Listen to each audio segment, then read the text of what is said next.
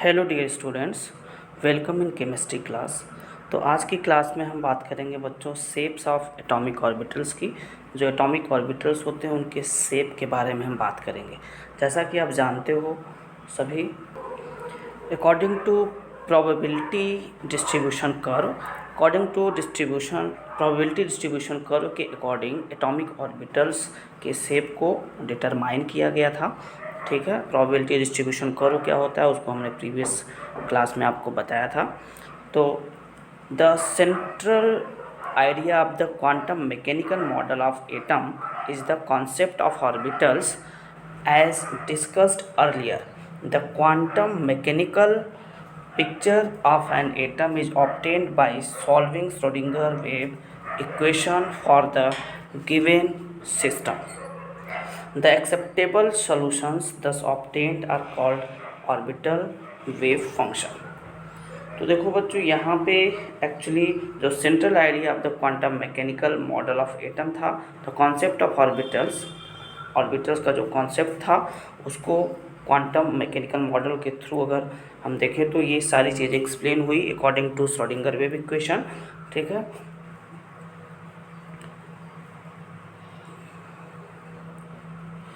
The orbital wave function for an electron in an atom has no physical significance. जैसा कि आपको हमने बताया था कि जो साई होता है, Sai is the wave function, this is the mathematical function. ठीक है, इसे वेव फंक्शन कहा जाता है। इसके पास कोई भी फिजिकल सिग्निफिकेंस नहीं होता है। द ऑर्बिटल वेव फंक्शन मतलब हम क्या कह सकते हैं, साई स्क्वायर। ठीक है, an electron is an atom has no physical significance. It is simply a mathematical function of the coordinates of the electron. Next देखो बच्चों, जैसा कि स्क्रीन पे आप कुछ ये डायग्राम्स देख रहे हो according to Schrodinger wave equation के श्रोडिंगर वेव इक्वेशन को सॉल्व करके ये कुछ ऑर्बिटल्स के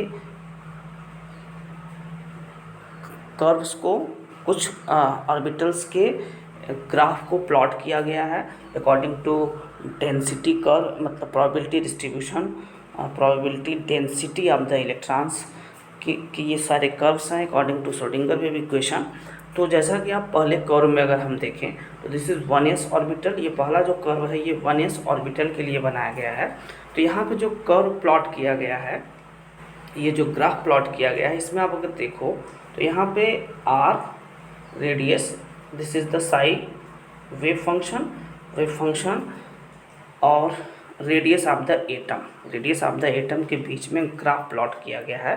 साई और रेडियस ऑफ द एटम के बीच में ग्राफ प्लॉट किया गया है। ठीक है, तो साई फंक्शन यहाँ पे क्या है, आर है। Psi wave function, R is the function and R small r is the radius of the atom.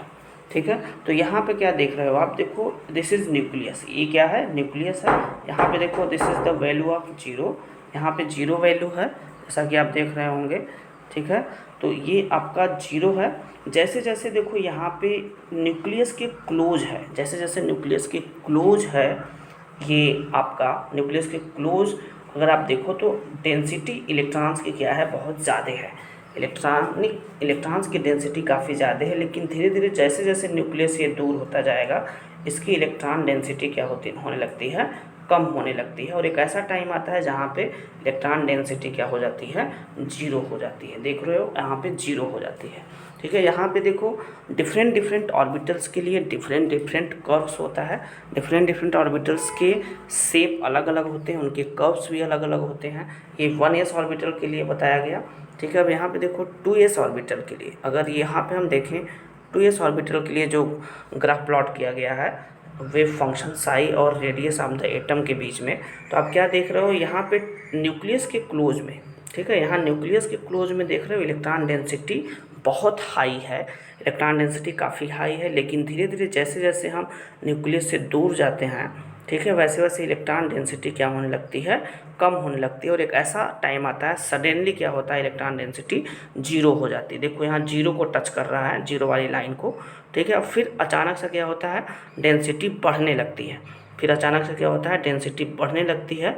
ठीक है, और एक पर्टिकुलर टाइम पे डेंसिटी क्या होने लगती है, इंक्रीज करने लगती है फॉर द 2s ऑर्बिटल। तो 1s के केस में ठीक है एक ही ऑर्बिटल है, n की वैल्यू यहाँ पे 1 है। 2s के केस में n की वैल्यू 2 है। तो क्या होता है कि एक पीक मिलती है यहाँ पे और उसके बाद ये सडनली सेकेंड सेल प्रेजेंट होने की वजह से ये क्या करता है, यहाँ से कर्व थोड़ा सा ऊपर की तरफ जाता है। ऊपर की तरफ थोड़ा सा डेंसिटी इलेक्ट्रॉन की बढ़ती है और फिर क्या होती है, ऑलमोस्ट कांस्टेंट हो जाती है। इसकी इलेक्ट्रॉन डेंसिटी क्या होती है, कांस्टेंट हो जाती है।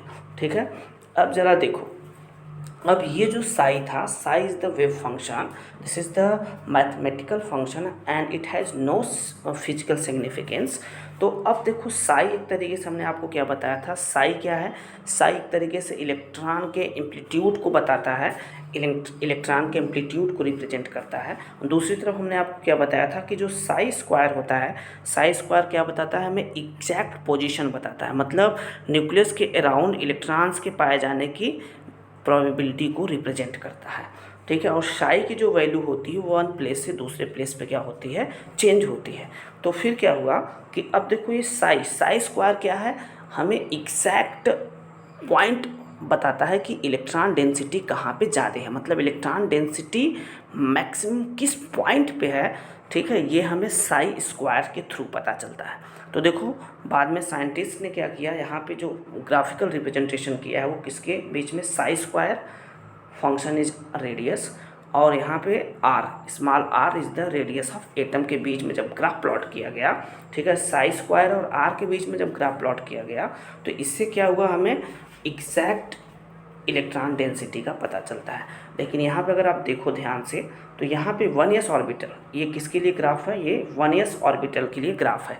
ठीक है, तो 1s के यहाँ पे न्यूक्लियस के क्लोज टू द न्यूक्लियस आप देखोगे तो इलेक्ट्रॉन डेंसिटी काफ़ी हाई है। ठीक है, 1s ऑर्बिटल के केस में ये क्या है, दिस इज़ द न्यूक्लियस, यहाँ पे this is the value of 0।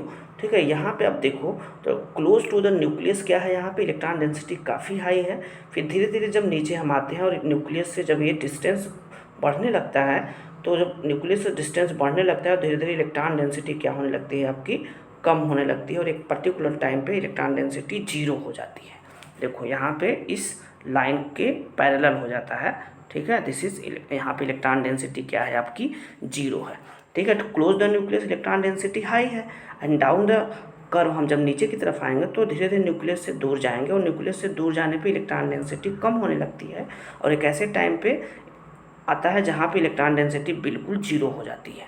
ठीक है बच्चों, तो एक चीज़ आप ध्यान से जान लो कि जहाँ पे इलेक्ट्रॉन डेंसिटी 0 हो जाए, जहाँ पे इलेक्ट्रॉन डेंसिटी 0 हो जाती है किसी भी ऑर्बिटल में, ऐसा प्लेस जहाँ पे इलेक्ट्रॉन डेंसिटी 0 हो जाए उस प्लेस को नोडल सरफेस कहा जाता है। उसे क्या कहा जाता है, नोडल सरफेस कहा जाता है।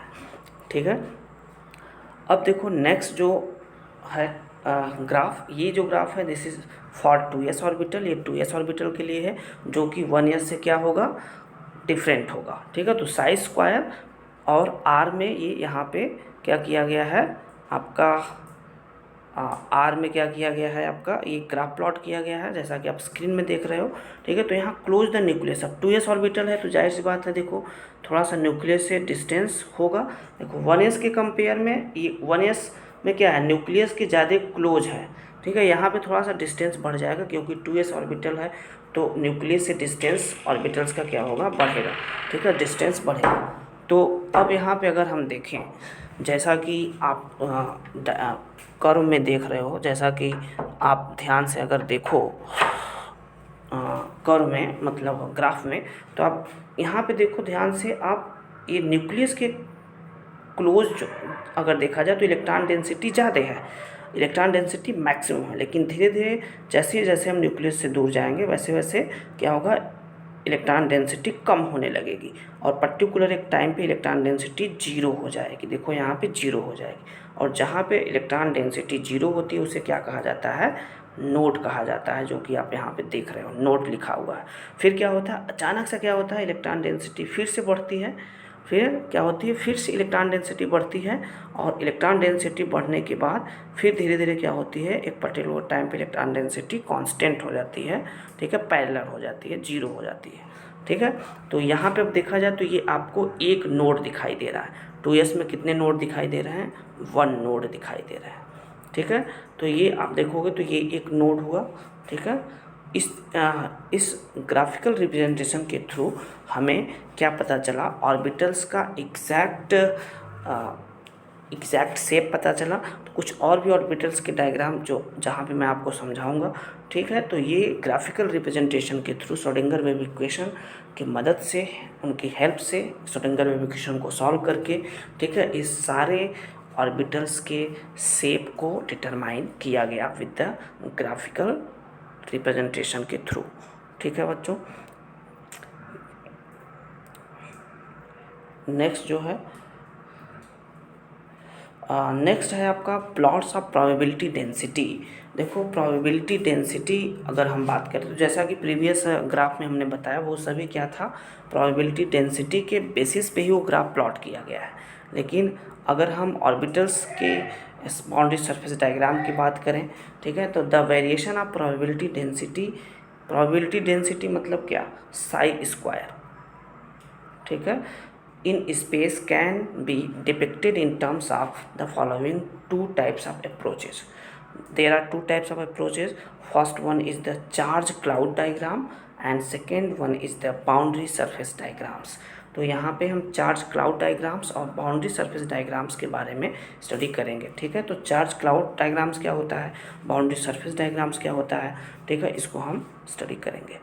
तो जैसा कि स्क्रीन पे आप देख रहे हो, ये कुछ प्रोबेबिलिटी डेंसिटी के बेसिस पे, ठीक है, ये ऑर्बिटल्स का शेप बनाया गया है। जैसा कि आप डायग्राम में देख रहे हो, ये देखो ये 1s ऑर्बिटल है। 1s ऑर्बिटल में क्या किया गया, साइंटिस्ट ने क्या किया, साई स्क्वायर के बेसिस पे अगर हम बात करें तो वहाँ पे ये क्या बताता है, एग्जैक्ट पॉइंट बताता है इलेक्ट्रॉन डेंसिटी की। तो साइंटिस्ट ने क्या देखा कि पर्टिकुलर पॉइंट पे, यहाँ पे देखा तो हर एक पॉइंट पे इलेक्ट्रॉन डेंसिटी उन्होंने क्या देखा कि यहाँ सेंटर में कुछ ज़्यादा ही इलेक्ट्रॉन डेंसिटी है, ठीक है। और फिर एक पर्टिकुलर टाइम पे देखा जाए तो यहाँ पे इलेक्ट्रॉन डेंसिटी क्या होने लग रही है, कम होने लग रही है, ठीक है। तो ये एक्सपेरिमेंटली साइंटिस्ट ने बताया कि उन्होंने क्या देखा, 1s ऑर्बिटल के केस में उन्होंने देखा कि जो इलेक्ट्रॉन डेंसिटी है वो सेंटर में काफ़ी ज़्यादा है। ये कैसे पता चला, साई स्क्वायर मैथमेटिकल टूल से, ठीक है, इसकी वैल्यू से, ठीक है। तो डिफरेंट प्लेसेस इसकी डिफरेंट वैल्यू भी होती है। तो यहाँ उन्होंने क्या देखा, साइंटिस्ट ने, बीच में इसकी इलेक्ट्रॉन डेंसिटी काफ़ी ज़्यादा है, लेकिन फिर बाद में धीरे धीरे आप देख रहे होंगे डायग्राम में, इसकी इलेक्ट्रॉन डेंसिटी क्या होती जा रही है, कम होती जा रही है, ठीक है। और इधर अगर 2s के केस में अगर आप ध्यान से देखो तो सेंटर में आपको क्या दिख रहा है, जहाँ पे इलेक्ट्रॉन डेंसिटी बहुत ज़्यादा है, ठीक है, मतलब यहाँ पे थोड़ा बहुत इलेक्ट्रॉन डेंसिटी मैक्सिमम है। ऐसे हम न्यूक्लियस कहेंगे जहाँ पे इलेक्ट्रॉन डेंसिटी बिल्कुल है ही नहीं, सॉरी, यहाँ पे इलेक्ट्रॉन डेंसिटी बहुत ही कम होती है। बाद में कुछ टाइम के बाद क्या होता है, ये इलेक्ट्रॉन डेंसिटी कम होती है, फिर अचानक से क्या होती है, यहाँ पे देखा गया कि इलेक्ट्रॉन डेंसिटी क्या होती है, इंक्रीज हो जाती है। इलेक्ट्रॉन डेंसिटी क्या होती है, इंक्रीज हो जाती है, और फिर सडनली क्या होता है कि इलेक्ट्रॉन डेंसिटी क्या होता है, कम हो जाता है, ठीक है। तो ये प्लॉटेड किया, मतलब ये साई स्क्वायर वैल्यू के बेसिस पे देखा गया कि हर एक पॉइंट पे ये इलेक्ट्रॉन डेंसिटी कहाँ कहाँ ज़्यादा है, किस ऑर्बिटल में इलेक्ट्रॉन्स कहाँ ज़्यादा है, ठीक है। तो इसके बेसिस पे उन्होंने एक डायग्राम बनाया, प्रोबेबिलिटी देखो इस यहाँ पे देखा, जैसे 1s के केस में probability of finding of electrons maximum कहाँ पे है, सेंटर में, ठीक है। इलेक्ट्रॉन्स के पाए जाने की प्रोबेबिलिटी कहाँ पे ज़्यादा है, सेंटर में ज़्यादा है। यहाँ पे सेंटर में ज़्यादा था, लेकिन बीच में नोड भी, न्यूक्लियस भी होता है, तो उसके न्यूक्लियस के अराउंड क्या होता है, 1s के केस में न्यूक्लियस के अराउंड क्या होता है, इलेक्ट्रॉन डेंसिटी ज़्यादा होती है, फिर अचानक से इलेक्ट्रॉन डेंसिटी कम होने लगती है। अब यहाँ देखो, यहाँ पे फिर कुछ समय के बाद इलेक्ट्रॉन डेंसिटी कम हुई, फिर अचानक से यहाँ देखो इस रीजन में इलेक्ट्रॉन डेंसिटी ज़्यादा है, ठीक है। फिर क्या हो रही है, इलेक्ट्रॉन डेंसिटी कम होती जा रही है, इलेक्ट्रॉन डेंसिटी क्या होती जा रही है, कम होती जा रही है, ठीक है। जो डॉटेड है डेंसिटी है, इलेक्ट्रॉन डेंसिटी वो कम होती जा रही है, ठीक है। तो इसके बेसिस पे अब एक हाइपोथेटिकल था, ये एक प्रोबेबिलिटी है इलेक्ट्रॉन्स के डिस्ट्रीब्यूशन की, इलेक्ट्रॉन के पाए जाने की प्रोबेबिलिटी के बेसिस पे ये ऑर्बिटल्स का शेप डिसाइड किया गया। तो 1s अगर देखा जाए तो ये बताया गया कि इतने एरिया के अंदर इलेक्ट्रॉन डेंसिटी काफ़ी ज़्यादा है, तो इसलिए इसको एक स्फेरिकल वे में बना दिया गया, ठीक है। और स्फेरिकल वे में बना दिया गया, और इसी को क्या कहा जाता है, this is boundary surface diagram. और ये जो ऊपर वाला है, this is charge cloud diagram, this is charge cloud diagram, और ये नीचे वाला क्या है, this is boundary surface diagram. तो बाउंड्री सरफेस डायग्राम आप क्या देख रहे हो कि यहाँ पे देखो इलेक्ट्रॉन डेंसिटी ज़्यादा है यहाँ पे, लेकिन बीच में देखो वाइट है, जैसे यहाँ पे इलेक्ट्रॉन डेंसिटी क्या है, 0 है। जहाँ पे इलेक्ट्रॉन्स के पाए जाने की प्रोबेबिलिटी 0 हो जाती है उसे नोड कहा जाता है। और अब देखो 1s ऑर्बिटल थोड़ा छोटा होगा और 2s ऑर्बिटल थोड़ा क्या होता है, बड़ा होता है। ठीक है, अकॉर्डिंग टू बोर्स मॉडल आप जानते हो कि 1s की साइज़ छोटी होगी, 2s की और भी ज़्यादा होगी, 3s की और भी ज़्यादा होगी। तो 2s की साइज़ देख रहे हो आप बड़ी है, इलेक्ट्रॉन डेंसिटी जो है, इलेक्ट्रॉन के पाए जाने की प्रोबेबिलिटी जो है वो यहाँ पे कुछ ज़्यादा ही है। सेंटर में आप देख रहे होंगे इलेक्ट्रॉन के पाए जाने की प्रोबेबिलिटी क्या है, बहुत कम है। ठीक है, तो इसके बेसिस पे ये बाउंड्री सरफेस डायग्राम बनाया गया। ठीक है, तो इस तरीके से this is charge cloud diagram, और ये एग्जैक्ट बाउंड्री सरफेस डायग्राम है। तो ये बताया गया कि 1s ऑर्बिटल क्या है, स्फेरिकल है, 2s ऑर्बिटल भी स्फेरिकल है, लेकिन ये साइज में क्या होगा, बड़ा होगा। तो this is boundary surface diagram and this is charged cloud diagram. Next देखो बच्चों, अब बात करते हैं shapes of s p d and f orbitals की। देखो बच्चों, shape of s orbital, p orbital and d orbital, इन सारे ऑर्बिटल्स का जो शेप है वो प्रोबेबिलिटी डिस्ट्रीब्यूशन कर्व या फिर Schrodinger wave equation Sai square के बेसिस पे ये सारे इलेक्ट्रॉन क्लाउड डायग्राम बनाकर फिर बाद में surface diagram, boundary surface diagram बनाया गया। ठीक है, उन सारे चीज़ों के बेसिस पे, श्रोडिंगर वेव इक्वेशन के सॉल्यूशन के बेसिस पे इन सब का ऑर्बिटल्स का शेप बताया गया। तो अब पहला अगर देखो एस ऑर्बिटल की अगर हम बात करें तो एस ऑर्बिटल क्या होता है, एस ऑर्बिटल जो होता है, इस S orbital is spherical in shape. ये क्या होता है, स्फेरिकल शेप का होता है। ठीक है, spherical in shape and it can accommodate maximum 2 electrons. ये कितने इलेक्ट्रॉन मैक्सिमम एकोमोडेट कर सकता है, 2 इलेक्ट्रॉन। इस तरीके से रिप्रेजेंट किया जाता है बुक में, स्क्वायर बनाया जाता है। इस ऑर्बिटल में एक इलेक्ट्रॉन का डायरेक्शन क्लॉकवाइज ऊपर की तरफ होता है और एक डाउनवर्ड डायरेक्शन में होता है। ठीक है, एक अपवर्ड डायरेक्शन में होता है इलेक्ट्रॉन का डायरेक्शन और एक होता है डाउनवर्ड डायरेक्शन में। क्यों होता है अभी आगे जब हम कुछ रूल्स पढ़ेंगे, Hund's rule, Pauli's exclusion principle, तो वहाँ पे मैं बताऊंगा। ठीक है, तो यहाँ पे आपको मैंने क्या बताया कि S orbital spherical in shape होता है, ये इट एकोमोडेट मैक्सिमम 2 इलेक्ट्रॉन्स, और ये सेंटर में, एस ऑर्बिटल के सेंटर में क्या होता है, इलेक्ट्रॉन के पाए जाने की प्रोबेबिलिटी 0 होती है, जिसे क्या कहा जाता है, नोड कहा जाता है। ठीक है, यहाँ पे क्या होता है, इसके अराउंड यहाँ पे ये इलेक्ट्रॉन डेंसिटी मैक्सिमम होती है। ठीक है, तो एस ऑर्बिटल इस तरीके से हम, इसका शेप होता है स्फेरिकल, नोट कर लेंगे। सेकेंड है आपका पी ऑर्बिटल। पी ऑर्बिटल की अगर हम बात करें तो पी ऑर्बिटल जो होता है, P orbital is in dumbbell shape. ये कैसा होता है, डम्बल शेप के जैसा होता है। P orbital is in dumbbell shape. ठीक है, शेप इन, इसका शेप कैसा होता है, डम्बल शेप का होता है, कुछ इस तरीके से। ठीक है, यहाँ पे इलेक्ट्रॉन के पाए जाने की प्रोबेबिलिटी 0 होती है, इसलिए इस चीज़ को क्या कहा जाता है, इस प्लेस को नोड कहा जाता है। और पी ऑर्बिटल में ये जो लोब देख रहे हो ना, इस लोब पे इलेक्ट्रॉन डेंसिटी ज़्यादा होती है। फिर जैसे जैसे न्यूक्लियस के करीब आते हैं इलेक्ट्रॉन डेंसिटी कम होने लगती है। यहाँ पे नोड पे लोब, इसको क्या कहा जाता है, लोब कहा जाता है, LOB, लोब। ठीक है, दिस इज नोड। ठीक है, तो यहाँ पे इलेक्ट्रॉन लोब पे क्या होती है, इलेक्ट्रॉन डेंसिटी मैक्सिमम होती है in case of P orbital. And P orbital it can accommodate maximum 6 electron. ये क्या करता है, मैक्सिमम 6 इलेक्ट्रॉन एकोमोडेट करता है। और जो पी ऑर्बिटल्स होते हैं, पी ऑर्बिटल्स जनरली 3 तरह के होते हैं। ठीक है, एक पी एक्स होता है, एक पी वाई होता है और एक पी जेड होता है। 3 axis, X Y Z axis पे 3 तरह के ऑर्बिटल्स होते हैं, P X, P Y and P Z. ये 3 ऑर्बिटल्स होते हैं इस तरीके से, और हर एक ऑर्बिटल में मैक्सिमम 2 ही इलेक्ट्रॉन एकोमोडेट होते हैं। ठीक है, मैक्सिमम 2 ही इलेक्ट्रॉन एकोमोडेट होते हैं, जैसा कि हमने difference in orbit and orbitals में बताया था। ठीक है, तो पी ऑर्बिटल 3 होते हैं, P X, P Y, P Z. इसका बाउंड्री सरफेस डायग्राम अभी आगे हम पढ़ेंगे। ठीक है, मैक्सिमम 6 इलेक्ट्रॉन एकोमोडेट करता है। नेक्स्ट है डी ऑर्बिटल बच्चों।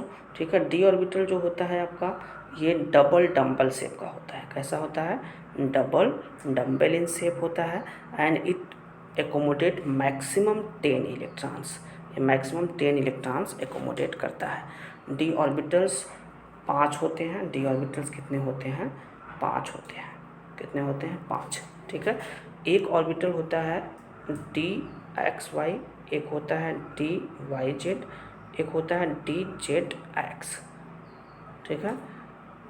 और एक होता है, एक ऑर्बिटल का नाम होता है D X two dash Y two, और एक होता है डी जेड टू, ठीक है बच्चों, इसको नोट कर लेना। 5 ऑर्बिटल्स होते हैं डी के, ठीक है, 5 नाम है, इसके बाउंड्री सरफेस डायग्राम को आगे पढ़ेंगे हम, ठीक है। D X Y, D Y Z और डी जेड एक्स, और एक D X two dash Y two और एक D Z two, D Z two ऐसे लिखते हैं, डी जेड टू, ठीक है। तो ये हर एक ऑर्बिटल में 2 ही इलेक्ट्रॉन होंगे। ऑर्बिटल में 2 ही इलेक्ट्रॉन एकोमोडेट होता है, एक अपवर्ड डायरेक्शन में, एक डाउनवर्ड डायरेक्शन में, ठीक है। तो इस तरीके से D orbital maximum 10 electron accommodate करेगा, 2 + 2 + 2 + 2 + 2 10 हो जाएगा, ठीक है। नेक्स्ट ऑर्बिटल है दैट इज़ एफ ऑर्बिटल। अगर एफ ऑर्बिटल की हम बात करें तो देखो बच्चों, एफ ऑर्बिटल बहुत ही कॉम्प्लेक्स होता है, इट इज़ वेरी कॉम्प्लेक्स। ये क्या होता है, बहुत ही ज़्यादा कॉम्प्लिकेटेड होता है, एंड इसकी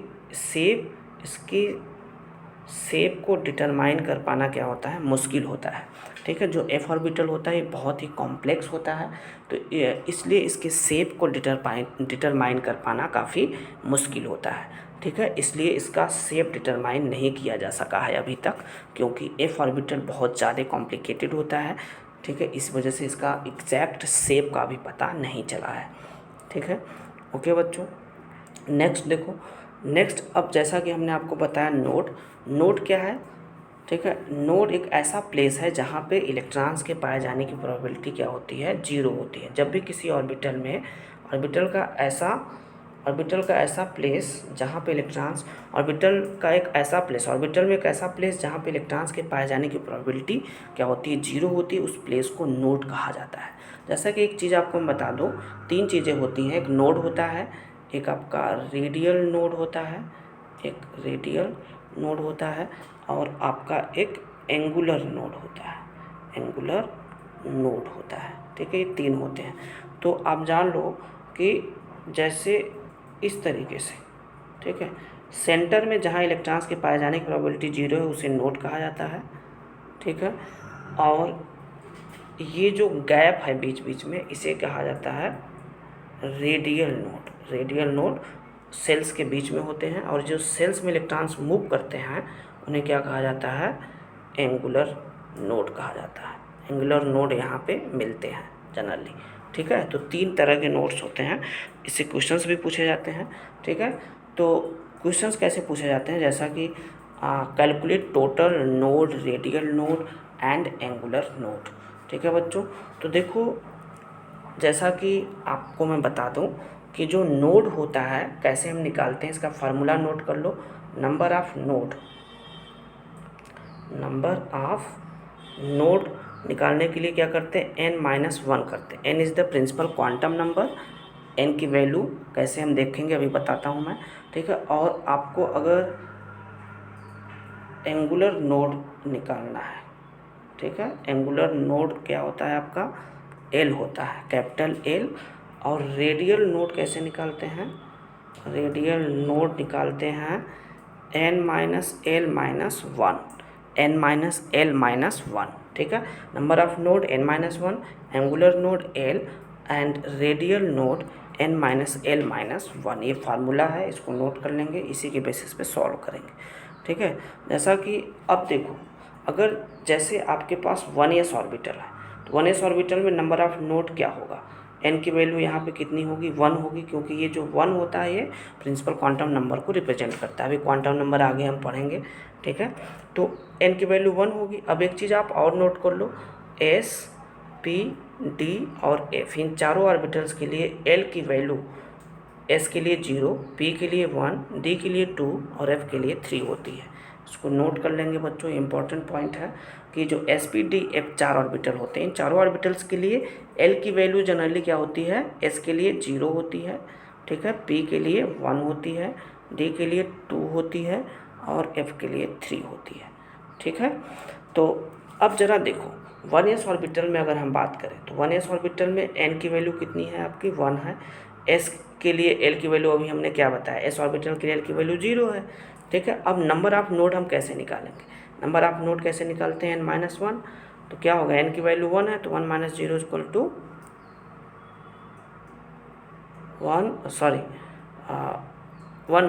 होगा, ठीक है। n-1 है तो n की वैल्यू कितनी है, 1 है, तो 1 में से 1 माइनस करेंगे तो कितनी होगी, 0, ठीक है। तो 1s ऑर्बिटल में नंबर ऑफ नोड कितना होगा, 0।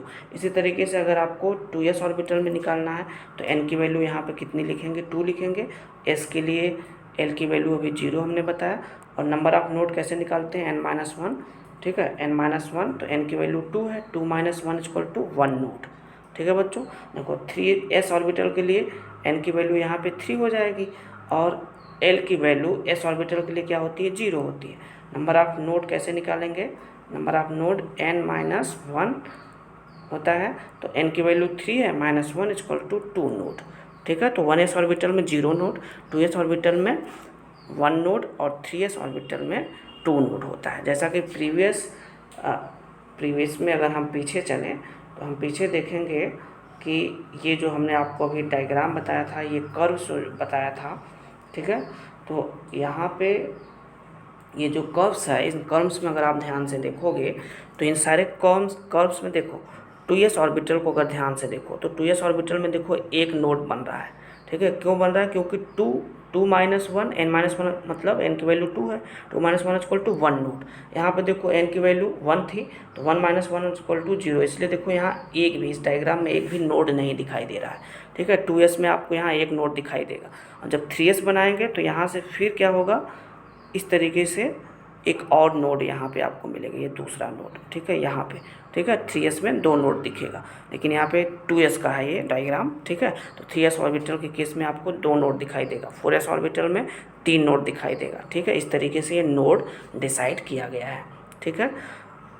तो जैसा कि हम अगला टॉपिक जो आपको बता रहे थे वो था कुछ क्वेश्चंस की, अगर हम बात करें नोड से रिलेटेड कुछ क्वेश्चंस की अगर हम बात करें, जैसा कि स्क्रीन पे आप क्वेश्चन देख रहे हो, तो देखो calculate total number of node, radial node and angular node in the following orbitals, 2s, 3d, 4f और 6p में आपको बताना है। तो अगर हम 2s में नोड की बात करें तो नोड कैसे निकालेंगे, n-1, n की वैल्यू 2 है यहाँ पे, तो 2 माइनस 1 इक्वल टू 1। अब अगर हम बात करें एंगुलर नोड की तो एंगुलर नोड इसमें कितना होगा, एंगुलर नोड इक्वल टू क्या होता है, स्मॉल एल, और स्मॉल एल की वैल्यू जो होती है एस के लिए क्या होती है, 0 होती है, अभी हमने लिखवाया है। तो यहाँ पे एंगुलर नोड क्या हो जाएगा आपका, 0 हो जाएगा, एल की वैल्यू क्यों 0 है तो इसलिए एंगुलर नोड 0 होगा। अब देखो रेडियल नोड, रेडियल नोड के लिए फार्मूला हमने क्या बताया, n-l-1। अब 2s के लिए n की वैल्यू 2 है, l की वैल्यू s के लिए 0 होती है, n-1, तो क्या हो जाएगा इसके लिए 2 माइनस 1 इक्वल टू 1, ठीक है। तो 2s ऑर्बिटल के लिए जो आपका रेडियल नोड होगा वो कितना होगा, 1 होगा, ठीक है बच्चों। नेक्स्ट देखो 3d ऑर्बिटल की अगर हम बात करें, 3d ऑर्बिटल की बात करें तो 3d ऑर्बिटल के लिए नंबर ऑफ नोड क्या होगा, n-1 इक्वल टू 3 माइनस 1, क्योंकि 3d के लिए n की वैल्यू 3 होगी और l की वैल्यू क्या होगी, d ऑर्बिटल, यहाँ देखो d ऑर्बिटल है तो d ऑर्बिटल के लिए क्या होता है, l की वैल्यू 2 होता है, ठीक है। s के लिए 0, p के लिए 1, d के लिए 2 और f के लिए 3 होता है। तो n-1 हम करेंगे यहाँ पे तो 3 माइनस 1 इक्वल टू 2, ये 2 क्या है आपका, this is number of node. अब एंगुलर नोड अगर हम निकालें तो angular node equal to small L होता है, स्मॉल एल की वैल्यू क्या होगी, 3d के लिए d के लिए l की वैल्यू क्या होगी, 2 होगी, तो यहाँ पे एंगुलर नोड भी 2 हो जाएगा, ठीक है। अब हम देखें अगर इसका रेडियल नोड, तो रेडियल नोड कैसे निकालेंगे बच्चों, फार्मूला अभी आपको बताया, रेडियल नोड क्या होता है, n-1, ठीक है। तो n की वैल्यू 3d के लिए 3 होगी, l की वैल्यू d के लिए 2 होगी, n-1, तो क्या हो जाएगा 3 माइनस 3 क्या हो जाएगा, 0 हो जाएगा, ठीक है। तो यहाँ पे 3d के लिए आपका जो रेडियल नोड होगा वो 0 होगा। इसी तरीके से आप 4f और 6p का भी कैलकुलेट कर लेंगे, ठीक है बच्चों, ओके। अब देखिए बाउंड्री सरफेस डायग्राम आप 2p ऑर्बिटल की हम बात कर रहे हैं, जैसा कि स्क्रीन पे आप देख रहे हो, this is the boundary surface diagram of 2p orbital. हमने आपको बताया था कि p ऑर्बिटल क्या होता है, 3 तरह का होता है, px, py एंड pz। तो ये है आपका 2px ऑर्बिटल, ये है आपका 2py ऑर्बिटल और ये आपका है 2pz ऑर्बिटल।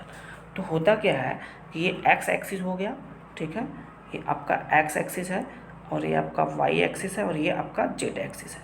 तो जब एक्स एक्सिस पे जब इलेक्ट्रॉन डेंसिटी मैक्सिमम होती है, जब एक्स एक्सिस पे इलेक्ट्रॉन डेंसिटी मैक्सिमम होती है तो उसे पी एक्स ऑर्बिटल कहा जाता है। मतलब पी एक्स ऑर्बिटल में 2p हो या कोई भी px हो, तो 2px ऑर्बिटल में क्या होता है कि एक्स एक्सिस पे क्या होता है, इलेक्ट्रॉन डेंसिटी मैक्सिमम होता है। और p ऑर्बिटल कैसा होता है, डम्बल होता है, इसलिए इस तरीके से बनाया गया है।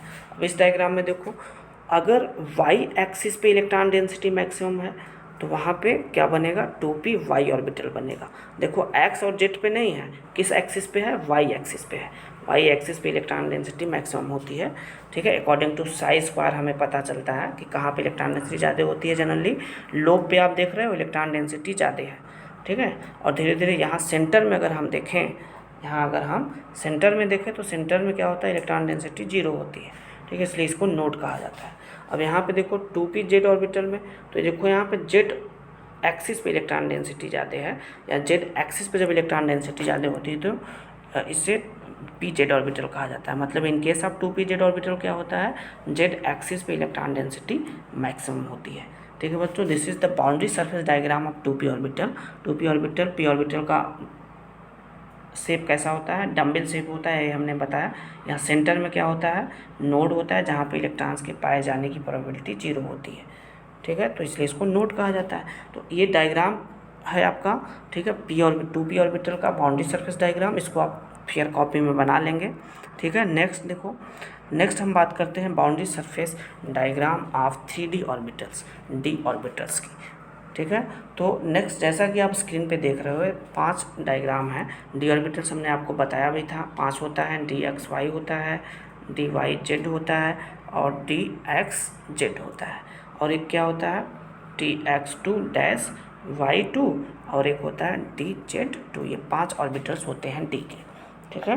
तो अब इन पाँचों का देखो डायग्राम। और एक चीज़ और आपको हमने क्या बताया कि जो डी ऑर्बिटल होता है, डी ऑर्बिटल जो होता है वो डबल डम्बल शेप का होता है, ठीक है। तो जैसा कि डायग्राम में आप देख रहे हो, देखो ये 5 ऑर्बिटल्स हैं। अगर हम पहले बात करें डी एक्स ऑर्बिटल की, तो यहाँ पे बाउंड्री सरफेस डायग्राम में आप देखोगे तो क्या होता है, ये डी एक्स वाई और डी वाई जेड और डी जेड ऑर्बिटल्स में क्या होता है कि एक्सिस के बीच में, जैसे एक्स एक्सिस और वाई एक्सिस के बीच में जब ये इलेक्ट्रॉन डेंसिटी ज़्यादा होती है तो उसे डी एक्स वाई ऑर्बिटल कहा गया, ठीक है। और जब वाई और जेड एक्सिस के बीच में इलेक्ट्रॉन डेंसिटी ज़्यादा होती है, ठीक है, तो उसे डी वाई जेड ऑर्बिटल कहा गया। और डी जेड एक्स में क्या होता है कि जेड और एक्स एक्सिस के बीच में इलेक्ट्रॉन डेंसिटी होती है। यहाँ पे एक्सिस पे नहीं है, ये पीछे है, इसलिए आपको दिख रहा है, ठीक है। तो यहाँ पे इन तीनों के केस में क्या होता है, इन बिटवीन एक्सिस क्या होता है, इलेक्ट्रॉन डेंसिटी मैक्सिमम होती है। लेकिन D X two minus Y two और डी जेड टू के केस में क्या होता है कि इन दोनों में अंतर ये होता है कि D X two minus Y two के केस में क्या होता है आपका कि ये एक्स एक्सिस और वाई एक्सिस पे इलेक्ट्रॉन डेंसिटी यहाँ पे ज़्यादा होती है। मतलब ऑन द एक्सिस क्या होता है, इलेक्ट्रॉन डेंसिटी मैक्सिमम होता है, ठीक है। और यहाँ डी एक्स वाई जेड और डी एक्स जेड में क्या होता है आपका, इन बिटवीन एक्सिस की क्या होता है, इलेक्ट्रॉन डेंसिटी मैक्सिमम होती है, ठीक है। D X two minus Y two के केस में एक्स एक्सिस और वाई एक्सिस पे इलेक्ट्रॉन डेंसिटी मैक्सिमम होती है, इसलिए इसको D X two minus Y two कहा जाता है। अब दूसरी तरफ अगर आप देखो, ये इंटरेस्टिंग है। अब यहाँ पे देखो जेड एक्सिस पे ये दोनों लोब होते हैं। एक्चुअली ये एक लोब दिखाई दे रहा है। अब आप क्या सोच रहे होंगे, आप सोच रहे होंगे कि यहाँ तो एक ही ऑर्बिटल है, पी ऑर्बिटल है, लेकिन ये पी ऑर्बिटल नहीं है, डी ऑर्बिटल है, डबल डम्बल है, ठीक है। लेकिन अंतर ये है कि एक पीछे वाला जो लोब है, ठीक है, पीछे वाला लोब, एक इसके पीछे भी लोब है, ठीक है, वो लोब आपको दिखाई नहीं दे रहा है, ठीक है। इस लोब के जस्ट पीछे एक लोब है जो आपको दिखाई नहीं दे रहा है, इसलिए ये डबल डम्बल ही है। और इसलिए दूसरे लोब को यहाँ पे सर्कल बना के रिप्रेजेंट किया गया है, ठीक है। ये सर्कल जो बनाया है ये क्या है, सेकेंड लोब है, ठीक है। तो यहाँ पे आप क्या देख रहे हो, जेड एक्सिस पे इलेक्ट्रॉन डेंसिटी क्या है, मैक्सिमम है। इलेक्ट्रॉन डेंसिटी क्या है, मैक्सिमम है, इसलिए इसको क्या कहा जाता है, डी जेड टू ऑर्बिटल कहा जाता है, तो इन सारे ऑर्बिटल्स का डायग्राम आप फेयर कॉपी में बना लेंगे बच्चों। This is the boundary surface diagram of the D orbitals. ये क्वेश्चन इंपॉर्टेंट है, कई बार पूछा जा चुका है boundary surface diagram D orbital का, तो इसको आप ज़रूर बना लेंगे। ठीक है, okay, thank you, have a good day.